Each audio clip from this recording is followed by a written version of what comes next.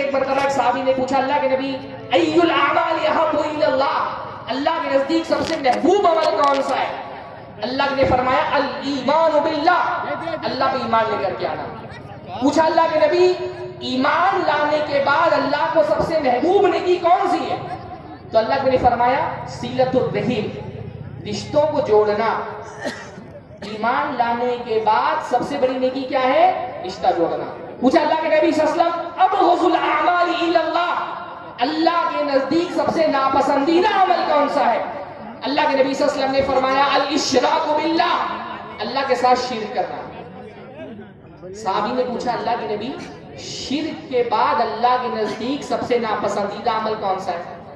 اللہ کے نبی نے فرمایا قطعیت الرحم، رشتوں کو توڑنا۔ شرک کے بعد سب سے بڑا گناہ اللہ کے نبی نے کیا بتایا؟ رشتوں کو توڑنا۔ ہمارے سماج کی صورتحال یہ ہے کہ شرک کے بعد سب سے بڑا گناہ سمجھنا تو بہت دور کی بات ہے، ہمارے ذہن سے یہ تصور نکل گیا ہے کہ رشتہ توڑنا بھی کوئی گناہ ہے۔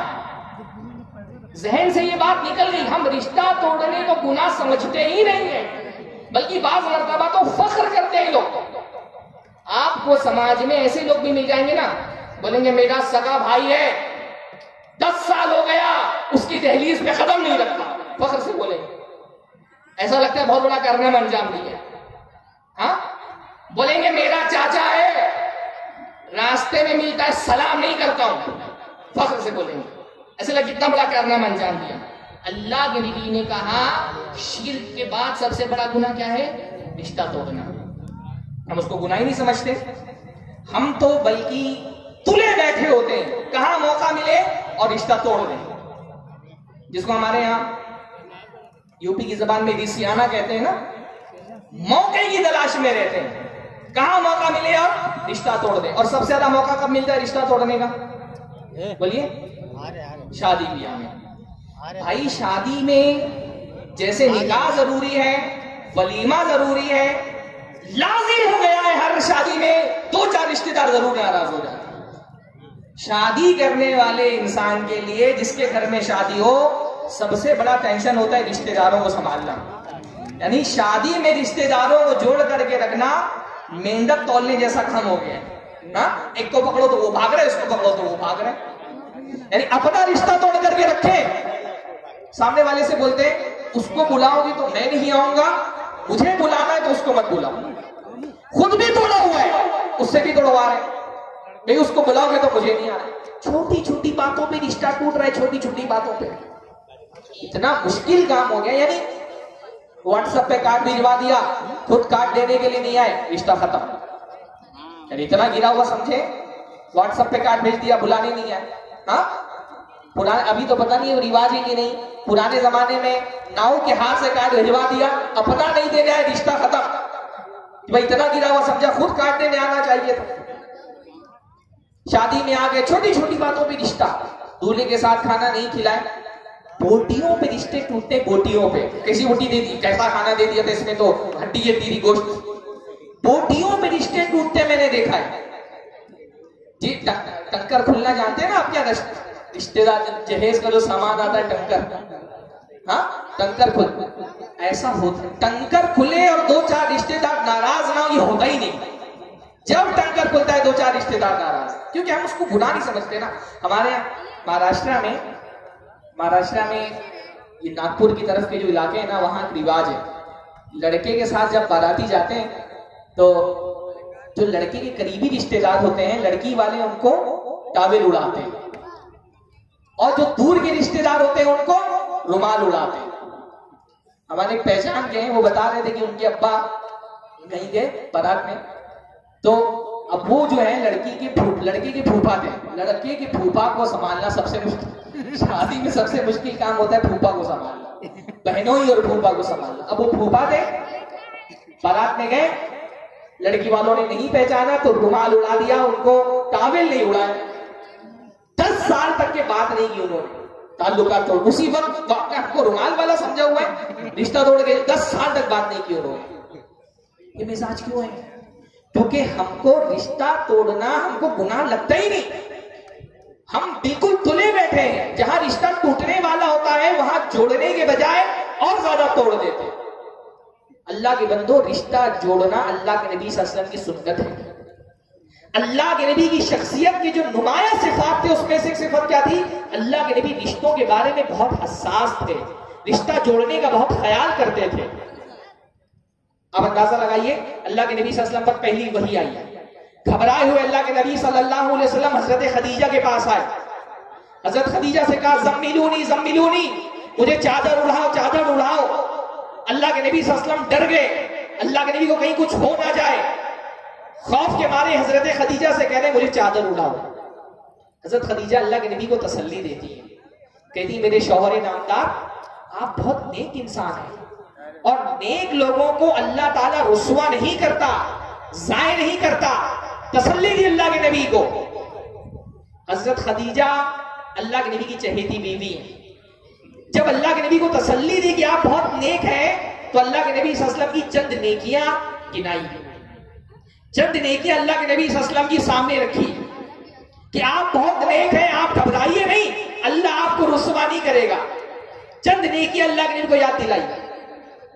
اللہ کے نبی کی یعنی حضرت خدیجہ نے جب اللہ کے نبی کی شخصیت کا تجزیہ کیا، آپ کی پرسنالٹی کو اینالائز کیا، تو اللہ کے نبی کی سب سے پہلی خوبی جو حضرت خدیجہ کی نظر میں آئی وہ کیا تھی؟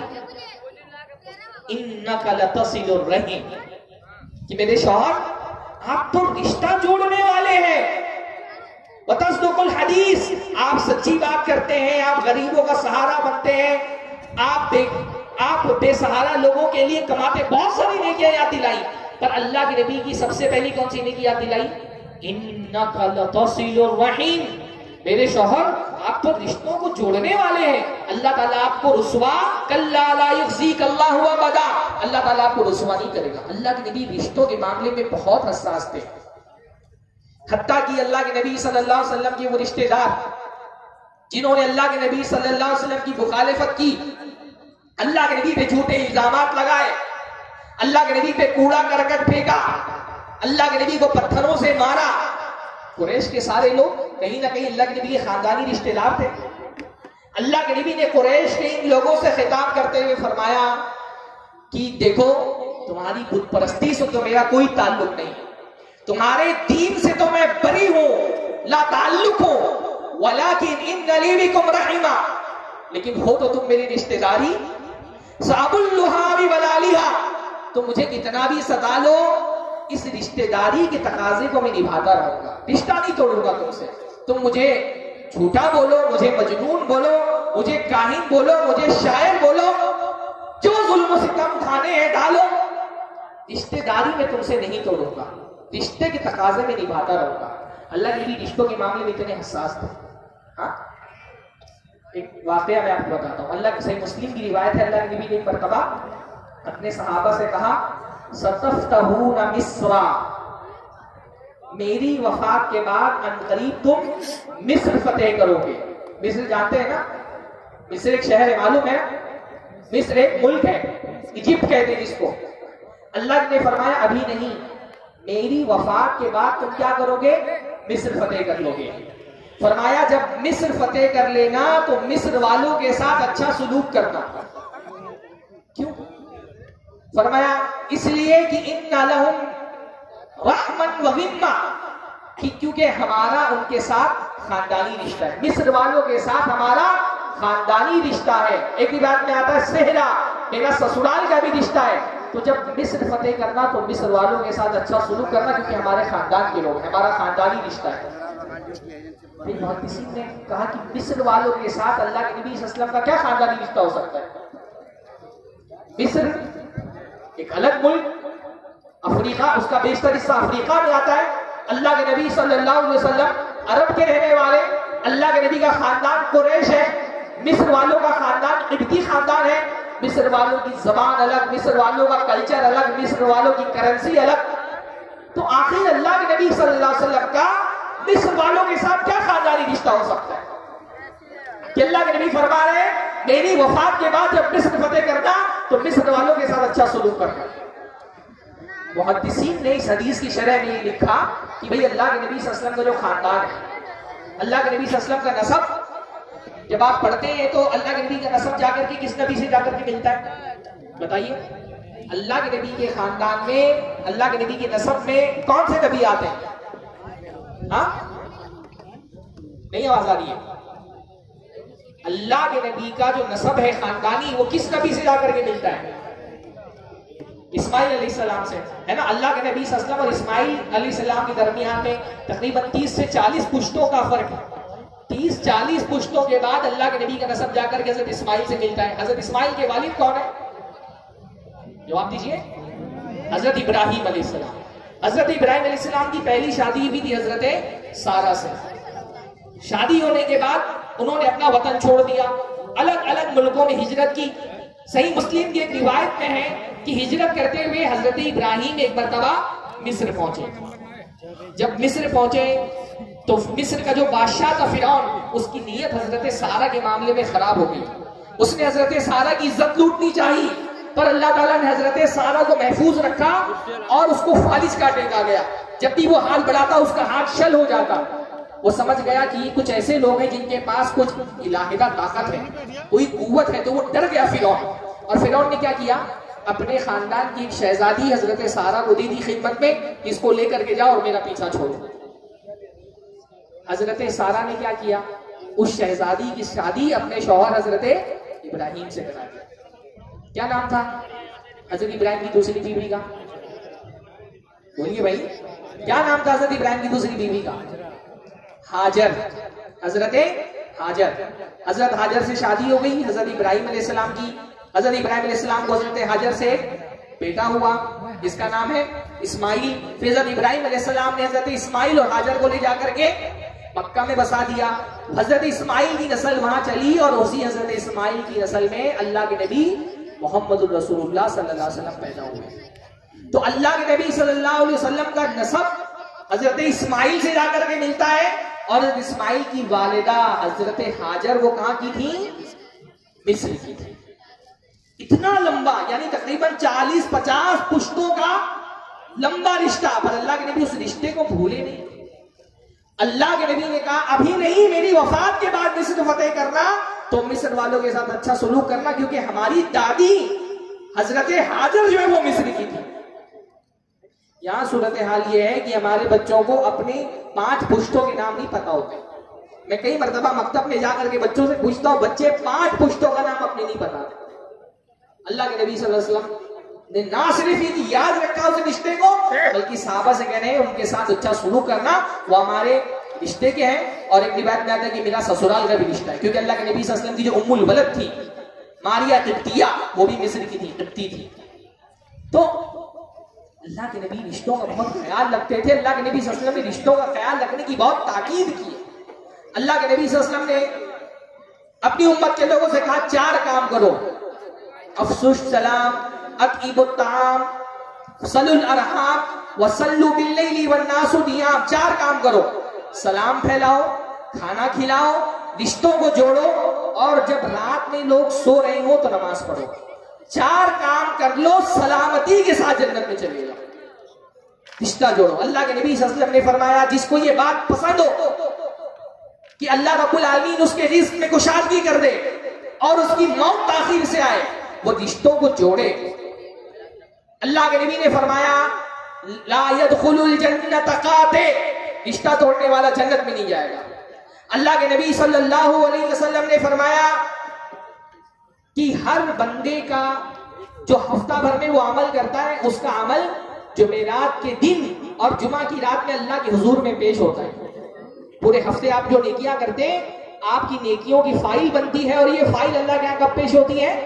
جمعرات کے دن میں اور جمعہ کی رات. جمعرات کے دن اور جمعہ کی رات میں.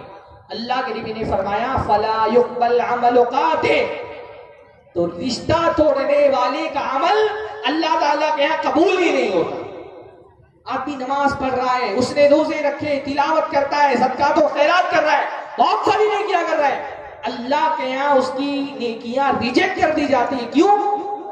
کیونکہ اس نے کبھی باپ سے بات چیت بند کر کے رکھی ہے، ماں سے تعلقات خراب ہے، چاچا کے گھر پہ نہیں جاتا، بھائی سے رشتہ توڑ کر کے رکھا ہے، بہن سے بات چیت بند ہے، ہر انسان کی زندگی میں کوئی نہ کوئی ایک رشتہ دار ہوتا ہے جس سے اس نے تعلق توڑ کے رکھا ہو. اللہ کے نبی فرما رہے ہیں ایسے آدمی کی نیکیاں اللہ کی بارگاہ میں قبول نہیں ہوتی. اللہ ہم سب کو اس گناہ سے بچنے کی توفیق نصیب فرمائے. ہاں رشتہ جوڑنا بہت بڑی نیکی. اچھا رشتہ جوڑنے کا مطلب کیا ہوتا ہے؟ ہمارے یہاں رشتہ جوڑنے کا مطلب یہ سمجھا جاتا ہے کہ بھائی فلاں مجھ سے اچھے سے رہتا ہے تو میں اس کے ساتھ اچھے سے رہوں گا. وہ مجھ سے سلام کرتا ہے میں اس سے سلام کروں گا. فلاں میرا رشتہ دار مجھ سے سلام نہیں کرتا میں بھی اس سے سلام نہیں کروں گا. وہ میری دعوت لیتا ہے میں اس کی دعوت لوں گا. فلاں میری دعوت نہیں لیتا میں اس کی دعوت نہیں لوں گا.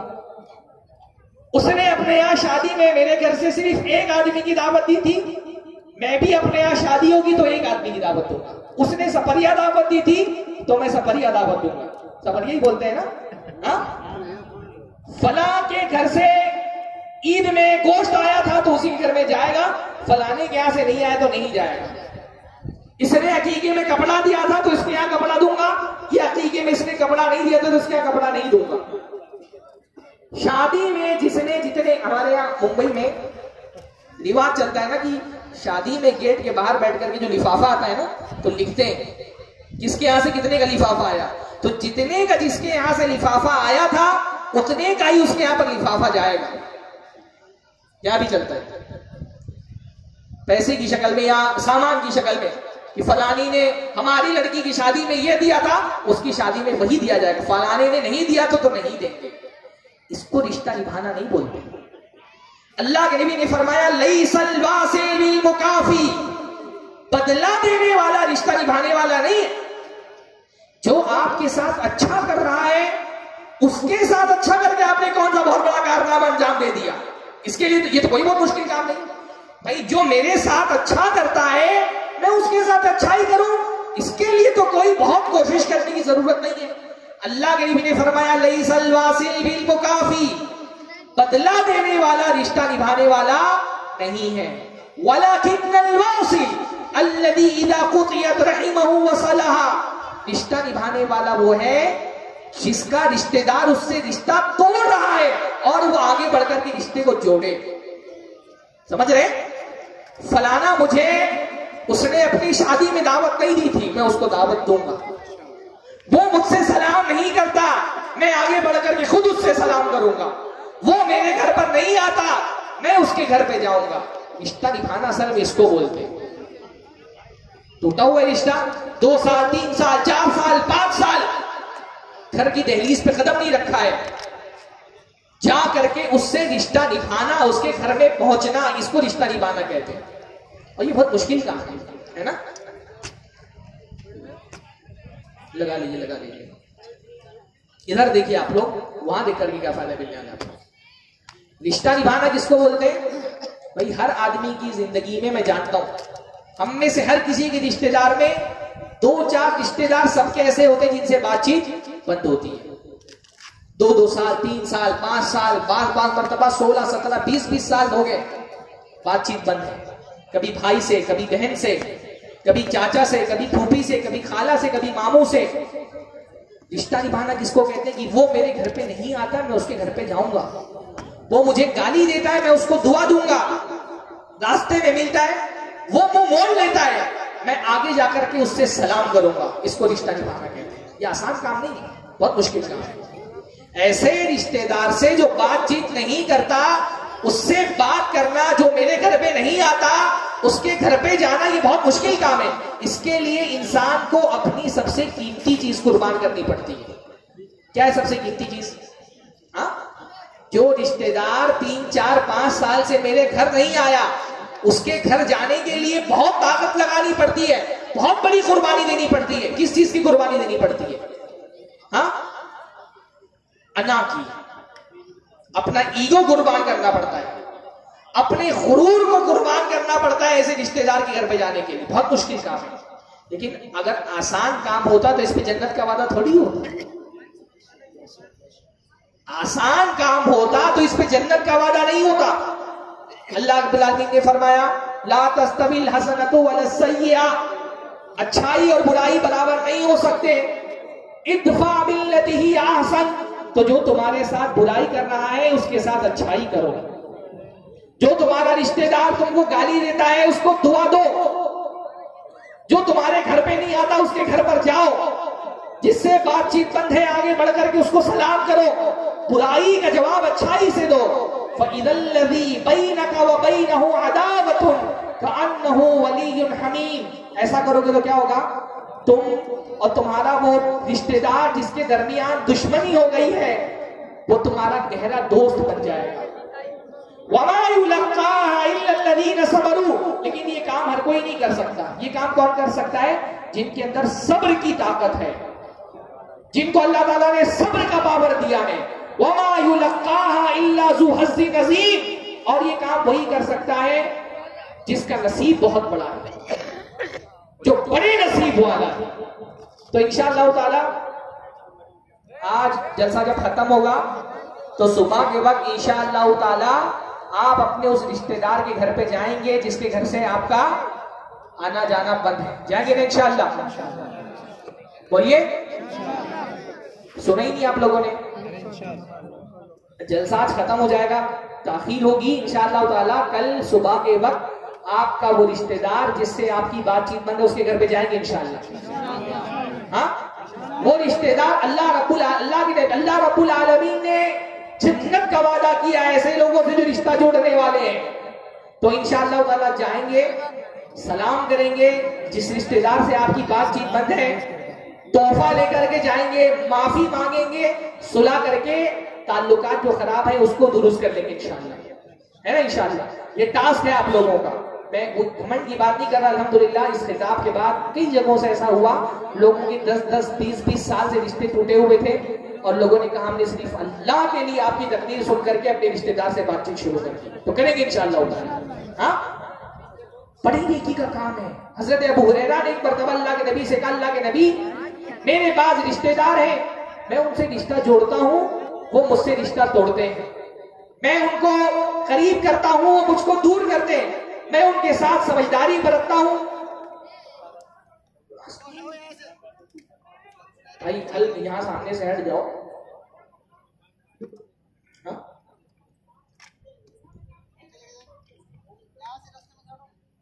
میں ان سے جوڑتا ہوں وہ مجھ سے توڑتے ہیں.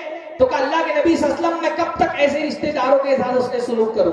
اللہ کے نبی نے فرمایا یہ تو ایسے ہی گویا کہ تم ان کے چہرے پر مٹی ڈال رہے ہو, اور جب تک تم ایسے رشتے داروں کے ساتھ اچھا سلوک کرتے ہو اللہ تعالیٰ کی طرف سے ایک فرشتہ تمہارے لیے متعین ہو جاتا ہے جو تمہاری مدد کرتا رہتا ہے. تو رشتوں کو جوڑیے. آخری بات میں بولوں گا, وقت میرا ختم ہو گیا ہے. ایسی چیزوں سے بچیے جن سے رشتے ٹوٹتے ہیں. وہ چیزیں ان سے بچنے کی کوشش کریے جن سے رشتے ٹوٹتے ہیں. اور رشتہ توڑنے والی سب سے خطرناک چیز کیا ہے؟ حسد. رشتوں میں زہر گھولنے والی سب سے خطرناک چیز کیا ہے؟ حسد. اور حسد کی خاصیت یہ ہے کہ انسان حسد اپنے قریبی لوگوں سے ہی کرتا ہے, پرایوں سے حسد نہیں کرتا. انسان اپنے قریبی لوگوں سے حسد کرتا ہے. ہاں, میں کہیں پر اپنے دیہات میں ایک جملہ سنا کہ کسی خاتون نے کسی کے بارے میں کچھ بات کہی تو لوگوں نے کہا کہ ون سے کائے ہسکا کرت ہو تو ہر پٹی دار ہوا ہے. کسی نے کہا کہ ون سے کائے ہسکا کرت ہو تو ہر پٹی دار ہوا ہے. مطلب یہ کہ اگر پٹی دار ہے, خاندان کا آدمی ہے, رشتے دار ہے تو اسے حسد کرنا جائز ہے. اس لیے ہمارے معاشرے کا میں مشاہدہ یہ ہے آدمی غیروں کی ترقی سے نہیں جلتا, اپنے بھائی کی ترقی سے حسد کرتا ہے. اپنا بھائی, اس کا گھر میرے گھر سے بڑا نہیں ہونا چاہیے, اس کا کاروبار میرے کاروبار سے بڑا نہیں ہونا چاہیے, اس کی کمائی میری کمائی سے بڑی نہیں ہونی چاہیے. یو پی میں تو میں نے یہاں تک دیکھا ہے کہ لوگ یہ کوشش کرتے ہیں کہ کسی کی بیٹی کو میری بیٹی سے اچھا شوہر نہیں ملنا چاہیے. یہاں تک کہ میں نے دیکھا کہ دیہات میں خاص طور پہ کہ کسی کی لڑکی کو اچھا رشتہ آ گیا نا, لوگوں نے حسد کے مارے رشتہ توڑوا دیا. اس لیے آج کل لوگ رشتہ دیکھنے کے لیے گاؤں میں نہیں بلاتے لڑکے والوں کو, ہوٹلوں میں جاتے ہیں رشتہ دیکھنے کے لیے. حسد مت کیجیے, حسد مت کیجیے. حسد کا سب سے اچھا علاج کیا ہے؟ اللہ پہ ایمان رکھنا. جس بندے کا اللہ پہ ایمان ہوگا وہ کبھی حسد کا شکار نہیں ہوگا. اللہ کے نبی صلی اللہ علیہ وسلم حسد کا سب سے اچھا علاج کیا ہے کہ اللہ پر ایمان رکھیے. اگر اللہ تعالیٰ نے آپ کے بھائی کو آپ سے زیادہ جائیداد دے دی ہے، آپ سے زیادہ مال دے دیا ہے، آپ سے زیادہ آمدنی اس کی ہو گئی، آپ سے اچھی گاڑی اس کی ہے، یہ نعمتیں تقسیم کرنے والا کون ہے؟ اللہ ہے. جو اللہ کی ذات پر ایمان رکھے گا وہ کبھی حسد کا شکار نہیں ہوگا. آخری بات میں بولتا ہوں، رشتوں کو توڑنے والی دوسری سب سے بڑی چیز ہوتی ہے بدزبانی. بعض مرتبہ انسان اپنے زبان کے زخم سے رشتوں کو توڑ دیتا ہے، زبان کے وار سے رشتوں کو توڑ دیتا ہے.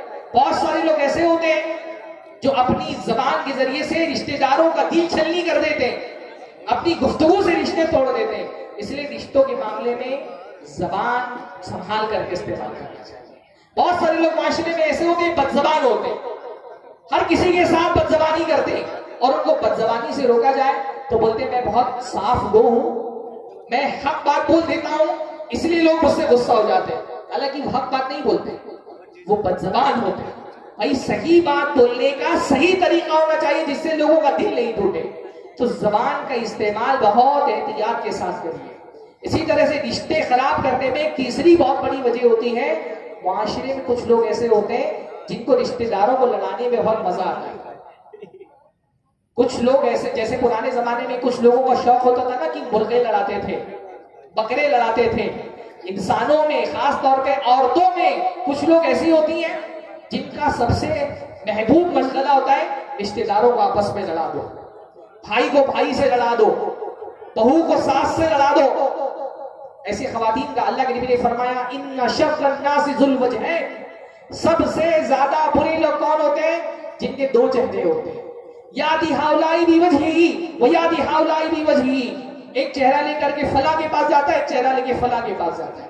معاشرے میں خاص طور پہ خواتین میں ایسی خواتین ہوتی ہیں جن کا سب سے محبوب مشغلہ ہوتا ہے ان کے پاس جا کے ان کی برائی کریں گی، ان کے پاس جا کر کے ان کی برائی کریں گے اور آپس میں دونوں کو لڑا دیں گے. ہر محلے میں دو چار خواتین ایسی ہوتی ہیں جن کا کام بالکل گوگل کی طرح ہوتا ہے. گوگل، ہاں، ہر گھر میں جا کر کے ڈاٹا کلیکٹ کریں گے اور آپ صرف ان کے سامنے ذکر کریں، پورا آپ کے سامنے کھول کے رکھیں گے. ایسے لوگوں سے بچنا بہت ضروری ہے. رشتوں کو ایسے لوگوں سے بچائیے جن کا محبوب مشغلہ لوگوں کو لڑانا ہوتا ہے. آپ کے رشتہ دار کے بارے میں کوئی شخص آپ سے آ کر کے کوئی بات کہتا ہے، اس کی بات پر اعتبار کرنے کی بجائے تحقیق کریے، تحقیق کا مزاج بنائیے، چھوٹی چھوٹی باتوں پہ ناراض ہونے کا مزاج مت بنائیے. تو یہ بھی رشتوں کو توڑنے کی بہت بڑی وجہ ہوتی ہے. رشتوں کو توڑنے کی ایک بہت بڑی وجہ اور رشتوں کو خراب ہونے کی بہت بڑی وجہ ہوتی ہے کہ انسان امیدیں زیادہ وابستہ کر لیتا ہے. رشتے خراب ہونے کی بہت بڑی وجہ یہ ہے کہ ہم امیدیں زیادہ وابستہ کر لیتے ہیں. کم امیدیں رکھنے سے مایوسی کم ہوتی ہے، زیادہ امیدیں رکھنے سے رشتے خراب ہوتے ہیں. اللہ تعالیٰ ہم سب کو ان کا صحیح فہم عطا فرمائے. اللہ تعالیٰ رشتوں میں درار سے ہم کو محفوظ رکھیں، ان چیزوں سے اللہ تعالیٰ محفوظ رکھیں جس سے